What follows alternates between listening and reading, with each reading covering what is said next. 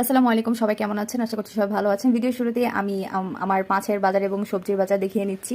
এই বাজারগুলো আমি করেছিলাম কারণ আমার বাসায় আমার নানু এবং আমার ছোট চাচি প্রথমবারের মতো আসছে। তো অনেকগুলো মাছ দেখে আমার ছেলে ওভার এক্সাইটেড হয়ে মাছের উপরে পড়ে গিয়েছিল। Just funny. যাই হোক, আমি মাংসের বাজার করিনি কারণ আমার ফ্রিজে মাংস ছিল, আর আমার নানু এবং চাচি দুজনেই মাংস খুব একটা পছন্দ করে না, তারা মাছ আর সবজি খেতে খুব পছন্দ করে। তো আমি প্রথম দিন চিন্তা করেছি যে তাদেরকে মাছ আর সবজি দিয়েই আমি আপ্যায়ন করবো। তো আমি তাদের জন্য রান্না করেছিলাম রুই মাছ, আলু টমেটো দিয়ে ঝোল, ডাল দিয়ে লাউ শাক। আর আমি যে পাবদা মাছটা কিনেছি সেই পাবদা মাছে অনেকগুলো ডিম হয়েছিল, সেই ডিমগুলো আমি আলাদাভাবে একটু বেশি মশলা দিয়ে, যেভাবে আমার নানু খেতে পছন্দ করে, আমি সেভাবে ভুনা করেছি। আমার নানু মাশাল্লাহ রান্নায় অনেক ভালো, আবার হচ্ছে রান্নার ক্ষেত্রে খুব একটা জাজমেন্টাল।